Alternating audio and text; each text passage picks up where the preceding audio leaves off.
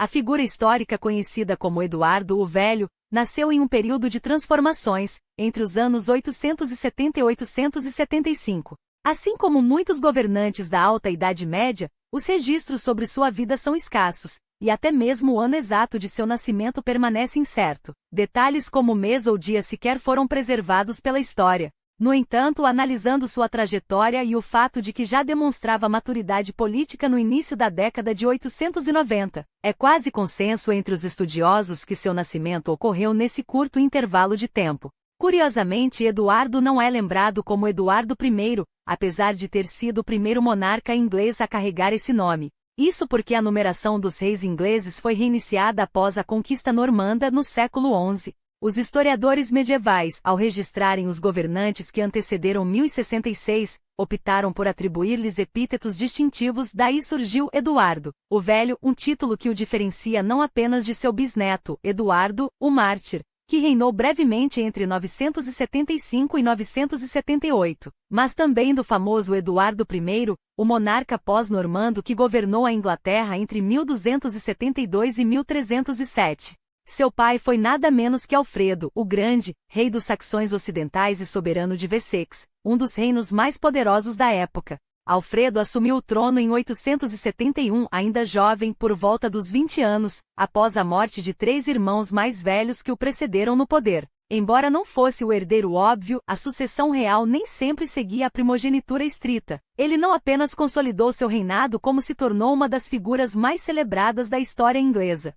A mãe de Eduardo, a rainha Ealive, era filha de Aethelred Mucil, o nobre influente do reino de Mércia, que dominava as regiões centrais e noroeste da Inglaterra. Casada com Alfredo desde 868, ela deu à luz primeiro uma filha, Aethelflaed, mas Eduardo foi seu primogênito homem. Depois dele nasceram mais um filho, Aethelviar, e 2 filhas, Aethelgifu e Aelftrith. Com apenas um irmão mais novo, Eduardo tinha uma posição privilegiada na linha sucessória, embora a tradição da época não garantisse automaticamente que o filho mais velho herdasse o trono. O próprio Alfredo havia superado os direitos de seus sobrinhos, Aethelwold e Aetheliel, filhos de seu irmão Aethelred, que reinará antes dele, sob o argumento de que ambos eram crianças demais para governar em 871. No entanto, como veremos, essa questão de legitimidade voltaria a assombrar Eduardo mais tarde. O nascimento de Eduardo coincidiu com um momento de profunda instabilidade na história da Inglaterra medieval.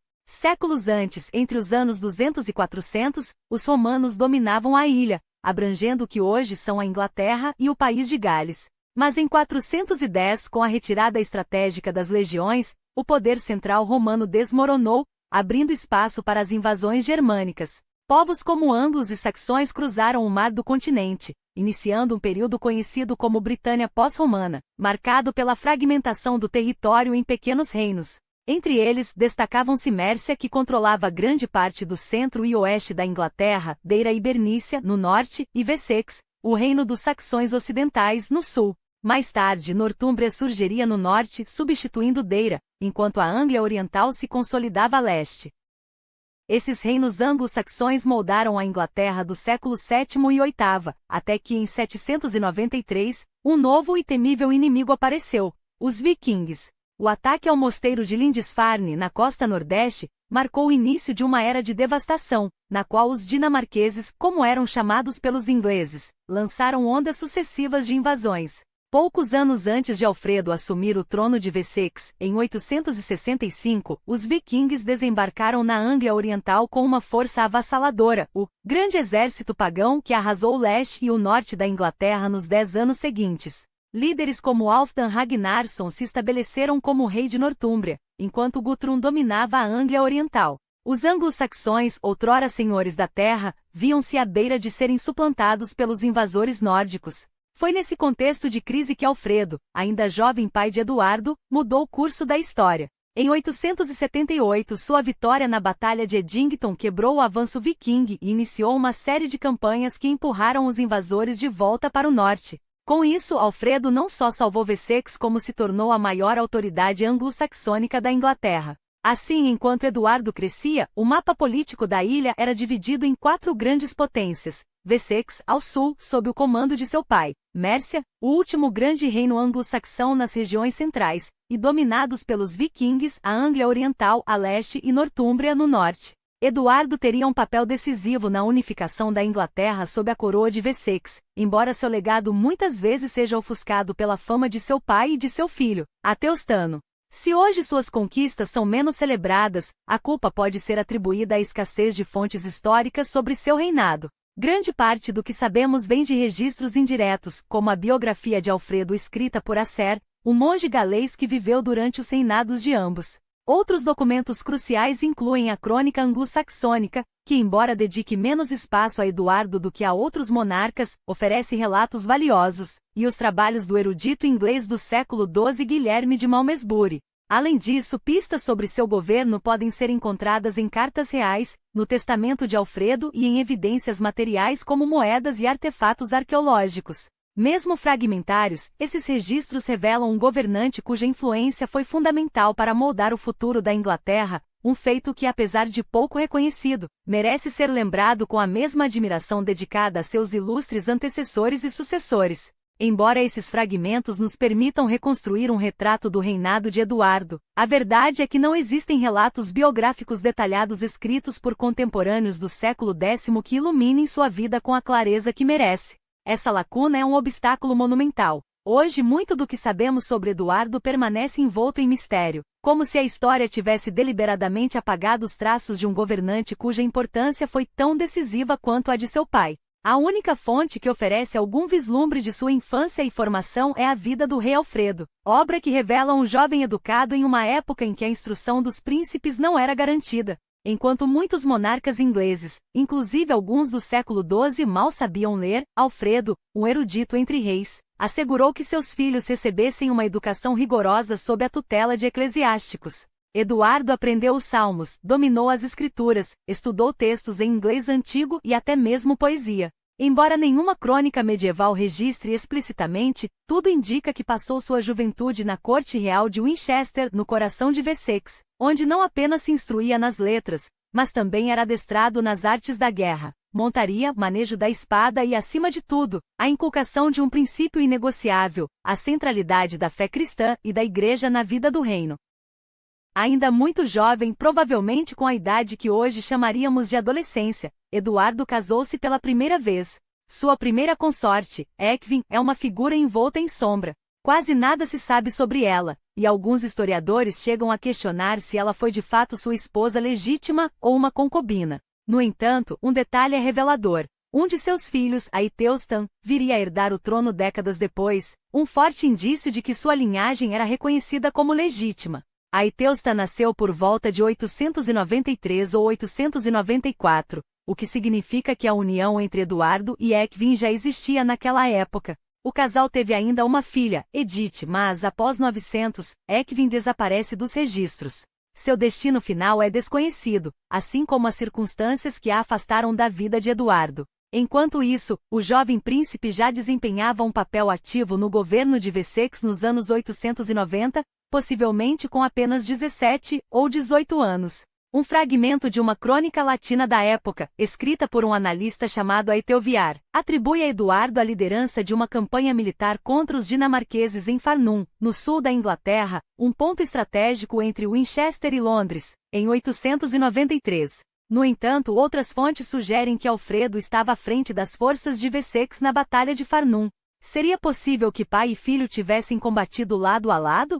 Ou seria mais uma disputa de narrativas com cronistas inclinados a glorificar um ou outro? O certo é que um ano antes, em 892, Eduardo aparece pela primeira vez em uma carta real, um documento legal emitido pela coroa de Wessex, onde é mencionado como Filius Regis, filho do rei. Informalmente carregava o título anglo-saxão de Aethelin, equivalente a príncipe. Nos anos seguintes, seu nome surge como testemunha em mais 3 cartas, até que em 898, é finalmente chamado de Rex, rei. Não era incomum na Antiguidade ou na Idade Média que governantes associassem seus herdeiros ao trono como corregentes, preparando-os para o poder. Era exatamente o que acontecia com Eduardo, então com pouco mais de 20 anos. Os títulos variavam conforme a natureza dos documentos. Às vezes, os governantes de Wessex eram chamados de Rei dos Saxões, ou Rei dos Anglo-Saxões, uma distinção crucial. Essas denominações não eram meras formalidades, revelavam a ambição de Alfredo e depois de Eduardo. Não se tratava apenas de governar os saxões ocidentais de Wessex, mas de afirmar domínio sobre todos os anglo-saxões da Inglaterra. A morte de Alfredo, em 26 de outubro de 899, chegou sem explicação. Como muitos monarcas medievais, ele sucumbiu a uma doença que seus contemporâneos não conseguiram compreender ou descrever. Seu declínio físico era conhecido, sofria de problemas de saúde há anos, e sua idade, cerca de 50 anos, sugere uma enfermidade prolongada. Mas o que torna seu falecimento ainda mais notável é a sobrevivência de uma cópia de seu testamento, um documento raro. Junto ao testamento de outro rei anglo-saxão, Edredo, filho de Eduardo, que reinou de 946 a 955. Ele está preservado na British Library como manuscrito adicional 82.931, também conhecido como Liber de Hyde, nome derivado de sua descoberta na abadia de Hyde em Winchester. Esse manuscrito ornamentado contém um texto em que Alfredo traça a história da sucessão real em Wessex antes de declarar, após consultar seu conselho de nobres, que Eduardo deveria ser seu sucessor. Curiosamente, a linguagem do documento parece tratar a transferência do poder como uma questão de propriedades, quase como se Eduardo fosse um mero senhor de terras e não um monarca. Ainda assim, não há dúvida, Alfredo deixará claro, de forma inequívoca, que Eduardo, e apenas Eduardo, deveria herdar o reino. Não haveria divisão entre herdeiros rivais, um erro que no continente havia fragmentado o império de Carlos Magno no século IX. Menos de um ano após a morte do pai, Eduardo foi coroado em Kingston upon Thames, em 8 de junho de 900, local que, embora hoje seja um subúrbio de Londres, na época ficava bem distante da cidade. Apesar da clareza do testamento de Alfredo e da elevação de Eduardo a corregente nos anos 890, a sucessão não foi pacífica.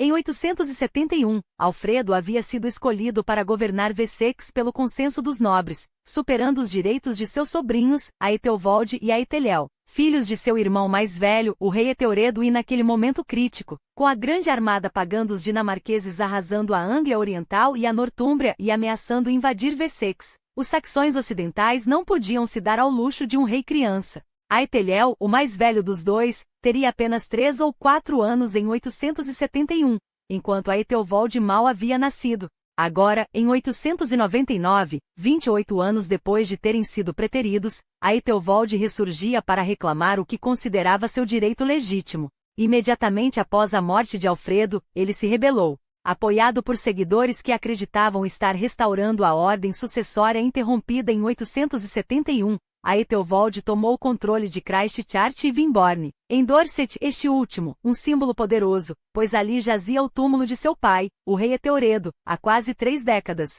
Era uma ameaça direta à legitimidade de Eduardo, surgida no momento mais vulnerável, logo após a perda de seu maior aliado. O que se seguiu revelaria não apenas a resiliência de Eduardo, mas a astúcia de um líder que soube transformar a adversidade em oportunidade. A Etelvold, longe de consolidar seu poder, demonstrou desde o início a fragilidade de sua causa. Em vez de fortificar sua posição em Dorset, onde o apoio local poderia ter sido cultivado com mais eficácia, ele abandonou Wimborne em retirada apressada, como se pressentisse o destino que o aguardava. Seu refúgio não foi entre os saxões, mas entre os próprios danos de Northumbria, onde, com uma ironia cruel, buscou forjar alianças contra o reino que um dia pretendera governar. Ali, entre estrangeiros, a Etelvold adotou até mesmo um nome nórdico, Alvados, gravado em moedas que hoje testemunham sua breve e desesperada tentativa de reinvenção.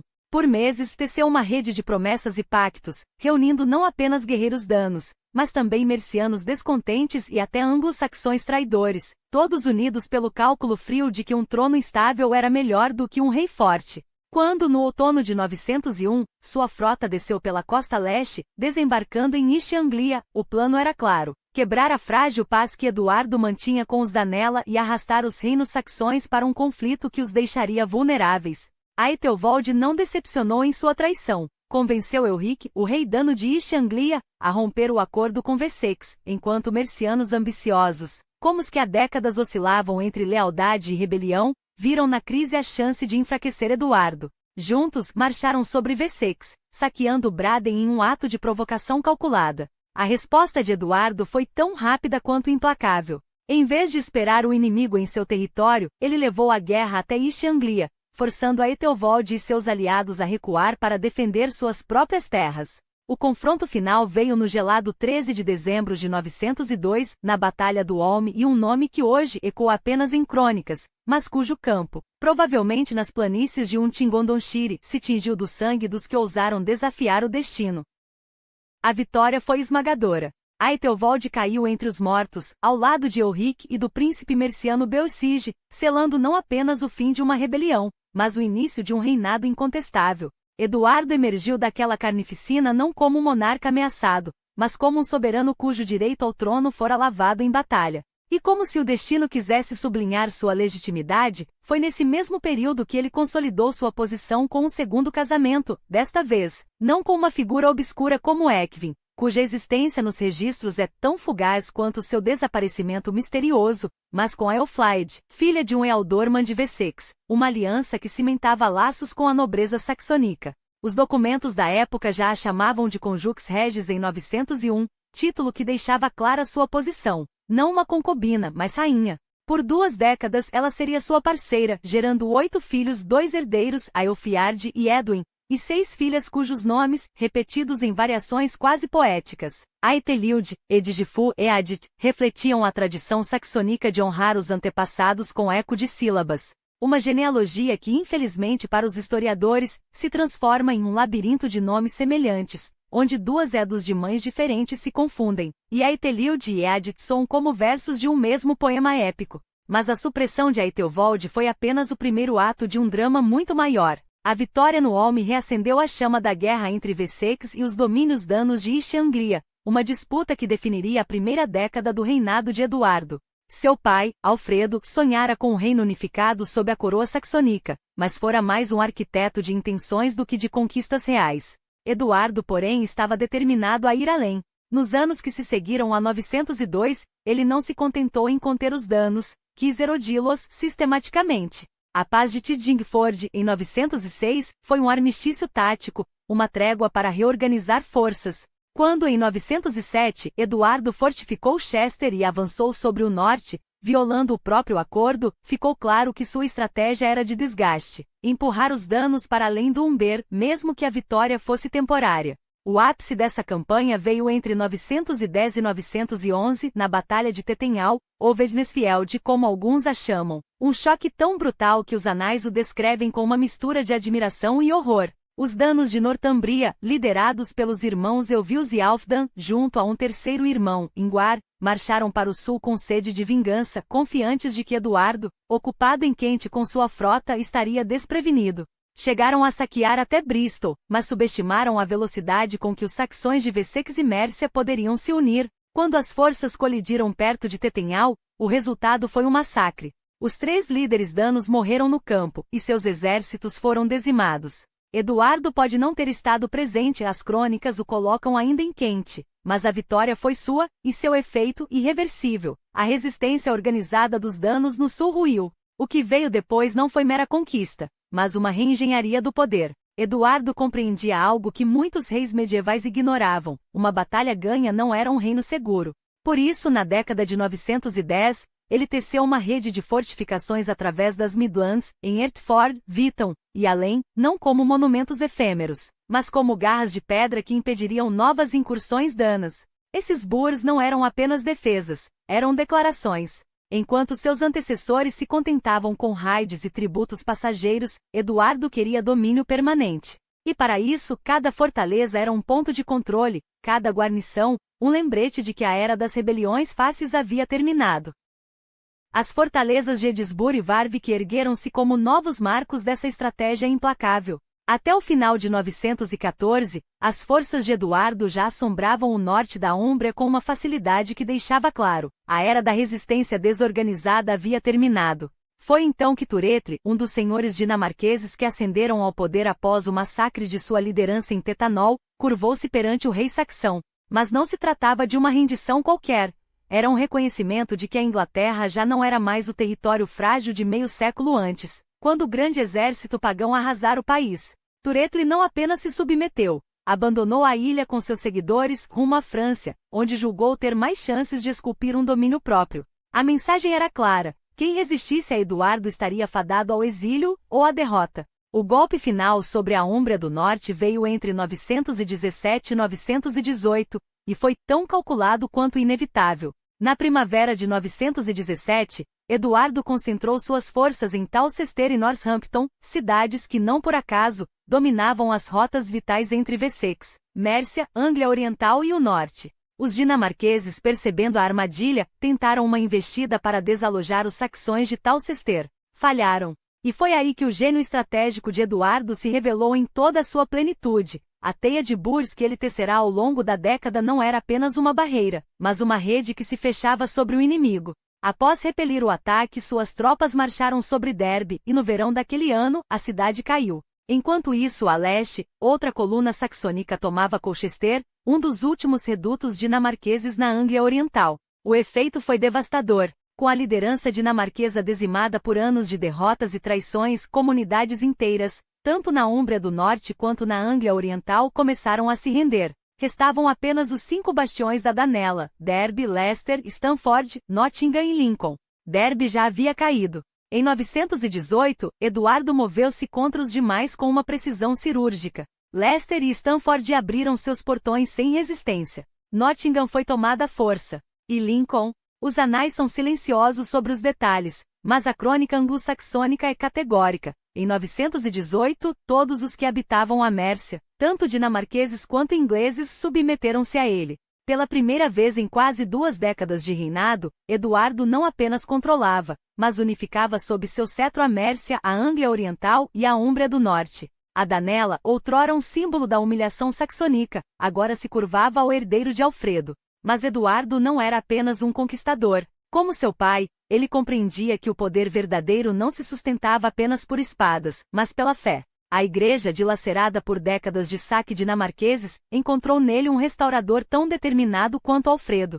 Plegmundo, arcebispo de Canterbury, o mesmo que coroara Eduardo em 900 e que Alfredo escolhera para liderar a reforma eclesiástica, continuou sua missão sob o novo rei. Monastérios saqueados foram reconstruídos, bispados reorganizados, e homens de erudição, como o bispo Rick, foram elevados a posições de destaque. Em 908, Eduardo não apenas permitiu, mas exigiu que Plegmundo viajasse a Roma, a primeira visita de um arcebispo de Canterbury à cidade eterna em um século. Lá diante do Papa Sérgio III, discutiram-se os destinos da Igreja inglesa. E quando Plegmundo retornou, trouxe consigo relíquias sagradas como os restos de São Brás, símbolo de uma fé que renascia das cinzas.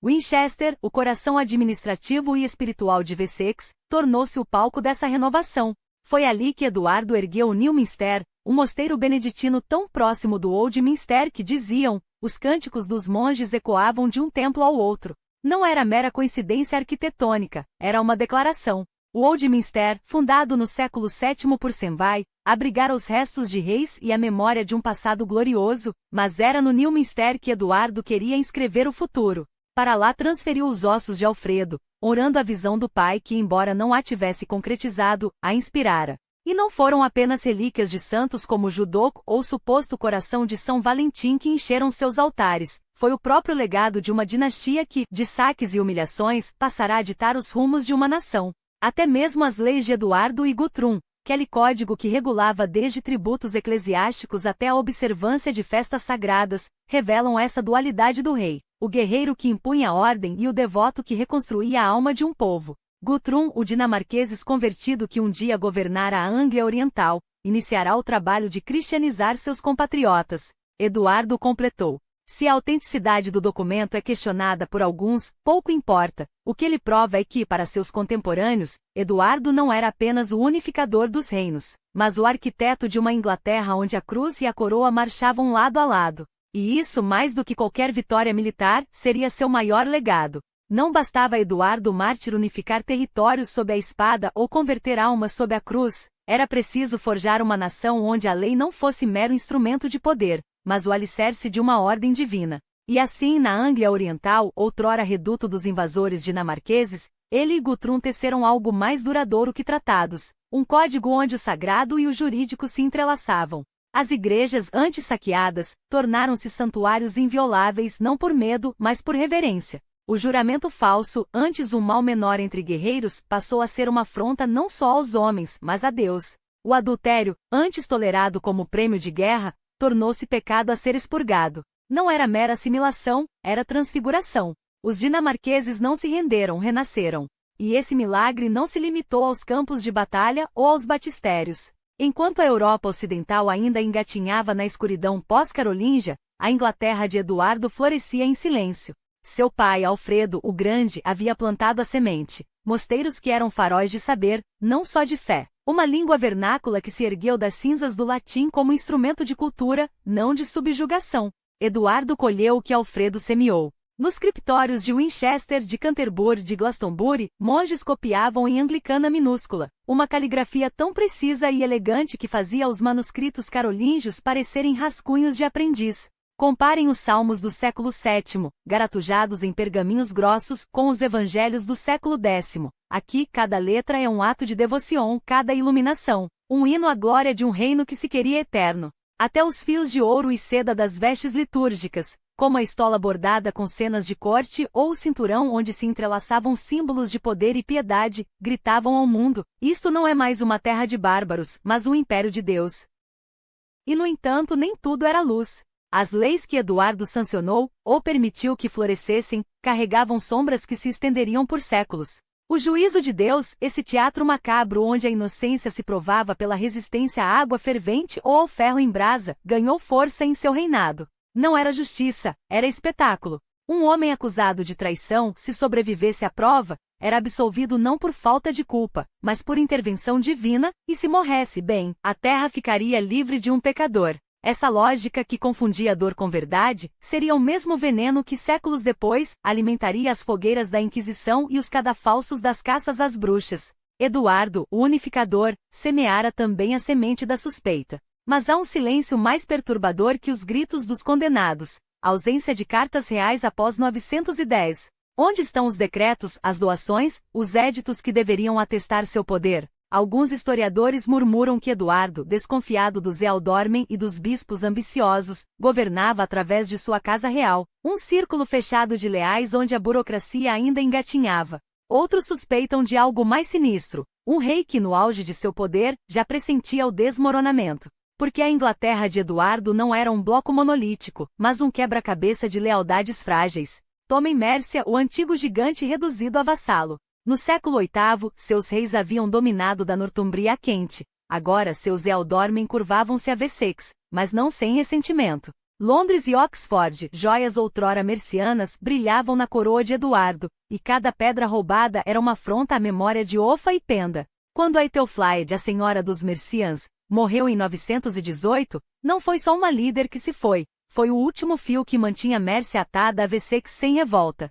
Seu povo, orgulhoso e ferido, olhava para o norte, onde os 5 burgos ainda resistiam, e para o oeste, onde os piratas nórdicos de Bretanha saqueavam impunes. Eduardo, ocupado em esmagar os dinamarqueses de Leicester e Derby, talvez não tenha visto, ou não quis ver, que sua própria irmã, em vida, fora o cimento que impedira a fratura. Sem ela, Mércia não era mais um reino submisso. Era uma bomba de pavio curto. E então, como sempre, veio o mar. Em 914, os ventos trouxeram de Bretanha 2 lobos chamados Otor e Roald, com seus navios cheios de homens sedentos por sangue e ouro. Desembarcaram no estuário do Severn, queimaram vilas em Gales do Sul, e por meses transformaram Steffol, uma ilha no canal de Bristol, em covil de onde partiam como corvos sobre a terra firme. Não eram um exército, eram um pesadelo recorrente. Eduardo os expulsou, desta vez. Mas quantas mais veriam? A cada verão, as costas inglesas eram um convite aos audazes. Irlandeses, bretões, escandinavos. Todos sabiam que por mais forte que fosse o rei de Wessex, seu reino era um colosso de pés de barro. A história que nos contaram é a de Alfredo, o santo guerreiro, e Eduardo, o conquistador implacável, salvando a Inglaterra dos demônios dinamarqueses. É um mito útil para cronistas como Guilherme de Malmesbury, que precisavam de heróis para justificar a ordem que serviam. Útil para uma igreja que via nos pagãos não almas a salvar, mas bestas a abater. Mas a verdade é mais incômoda. Eduardo não governava um Reino Unido, mas um arquipélago de desconfianças. Seus dinamarqueses convertidos ainda olhavam para a Escandinávia com saudade, seus mercianos, para o passado com raiva, e seus saxões ocidentais, para o futuro com medo. A Inglaterra que ele deixou a seu filho Athelstan era um mapa cheio de cicatrizes, e algumas ainda sangravam. Mas a Mércia não se curvou sem lutar. Quando a coroa merciana passou para Alfin, filha de Aethelflaed e neta de Alfredo, Eduardo viu na sobrinha não uma herdeira, mas uma ameaça. Uma mulher que ousava sonhar com a independência de um reino já ferido, mas ainda orgulhoso. Em poucos meses o rei de Wessex agiu, Alfin foi deposta, e a Anglo-Saxon Chronicle registrou, com a frieza de quem escreve sobre um fato consumado, que todos os que habitavam a Mércia, dinamarqueses e ingleses, submeteram-se a Eduardo no final de 918. Submissão não se pede duas vezes a quem já está de joelhos, a não ser que esses joelhos tenham tentado se levantar. A revolta de Alfin falhou, mas seu eco ressoaria. A Mércia, que um dia fora reino, tornou-se província. Eduardo extinguiu sua linhagem real, dividiu suas terras em shires e nomeou senhores menores para governá-las em seu nome, como um tecelão desfiando um tapete para retecer suas fibras a seu gosto. Os mercianos resistiram, é verdade, nos últimos anos de Eduardo e nos que se seguiram sob seus filhos. Mas a partir de 918 a Mércia não foi mais um reino aliado, foi um membro amputado, costurado à força ao corpo de Wessex. E enquanto a política engolia a Mércia, o leito de Eduardo ganhava uma nova rainha. Por volta de 919, ele desposou a Edifu, filha de Sigeel, Ealdorman de Kent, e neta de Ealhulf, um homem que meio século antes governara aquelas terras com sangue quase real. A Edifu não era uma escolha casual. Seu sangue ligava Eduardo ao passado glorioso de Kent, um reino que, como a Mércia, fora engolido por Wessex. O que aconteceu com Aelflaed, sua segunda esposa, para abrir espaço a esse novo casamento? Guilherme de Malmesbury, séculos depois, diria que Eduardo a repudiou, empurrando-a para um convento. Mas os historiadores modernos desconfiam dessa versão conveniente. Talvez Aelflaed tenha morrido, talvez tenha sido afastada, pouco importa. O que importa é que dessa união, nasceram 4 filhos em 4 anos, 2 reis futuros, Edmund e Eadred, e 2 filhas, Edburga e Eidifu, esta última destinada a se tornar uma das mulheres mais poderosas da igreja inglesa, canonizada ainda em vida pela santidade que irradiava. Diz a lenda que quando bebê, Eduardo a colocou sobre os joelhos com joias de um lado e um cálice com os evangelhos do outro. A criança estendeu as mãos não para o ouro, mas para o sagrado. O rei soube então que Deus reclamava sua filha. Enquanto a Edifu para herdeiros, Eduardo tecia alianças além-mar. Suas filhas do segundo casamento, outra Edifu, Edaud e Eadith, tornaram-se peças em um tabuleiro continental. A primeira casou-se com Carlos, o Simples, rei dos francos ocidentais, em 919, e seu filho, Luís IV, herdaria a coroa que um dia fora de Carlos Magno. Edaud desposou Hugo, o Grande, duque dos francos e conde de Paris, em 926. Eadith, por sua vez, uniu-se a Otão, filho de Henrique, o Passarinheiro, rei dos francos orientais. Otão não seria apenas duque da Saxonia ou rei da Germânia, seria o primeiro imperador do Sacro Império Romano Germânico. Em uma geração, a casa de Wessex passará de refém dos vikings à sogra dos reis da Europa. Alfredo, o Grande, lutara para que Wessex sobrevivesse. Eduardo, o Velho, casava suas filhas com herdeiros de impérios. Mas foi nos anos finais de seu reinado que Eduardo ousou mais. Por volta de 920 ou 921, a Anglo-Saxon Chronicle registra um evento tão extraordinário que ainda hoje divide os historiadores. Os senhores da Nortúmbria e os reis dos britanos de Strathclyde submeteram-se a Eduardo, chamando-o de pai e senhor. Entre eles, Ragnald, um guerreiro cujos ossos já apodreciam em 921, e Constantino II, rei dos escoceses. Aqui não se tratava de um tributo passageiro, mas de um gesto que ecoaria por séculos.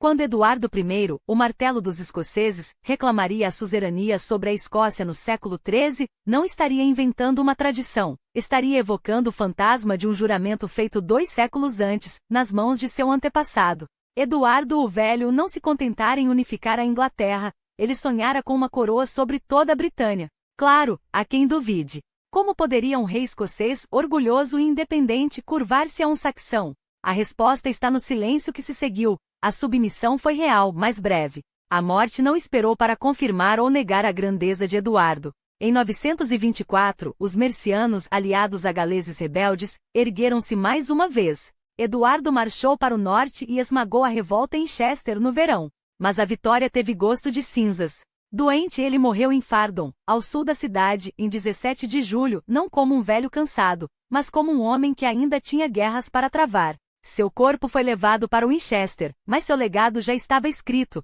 Ele transformará um reino fraturado em uma Inglaterra unificada, e uma dinastia local em sangue real europeu. Se Alfredo salvara Wessex, Eduardo forjara um império. E impérios, como ele bem sabia, não se constroem sem queimar algumas pontes e alguns reinos.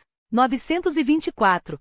Seu corpo foi depositado ao lado dos restos da maioria dos reis anglo-saxões da Inglaterra, em Winchester, mas não como mais um nome esculpido na pedra fria do antigo mosteiro. Eduardo escolheu seu próprio descanso eterno, ao lado do pai no Newminster, a abadia que ele mesmo mandara erguer como um monumento à dinastia que forjava. Era um gesto de poder, uma declaração de que seu legado não se apagara com a morte. Mas até os monumentos caem. Em 1110, por ordem de Henrique I, os ossos de Eduardo e Alfredo foram exumados e transferidos para a abadia de Hyde, um mosteiro beneditino fora dos muros de Winchester, transformado em local de peregrinação, um negócio sagrado, onde a presença do grande Alfredo atrairia fiéis e riquezas. A ironia é que nem a piedade nem a pedra resistiram ao tempo. A abadia foi saqueada durante a anarquia no século XII e profanada de vez quando Henrique VIII dissolveu os mosteiros no século XVI.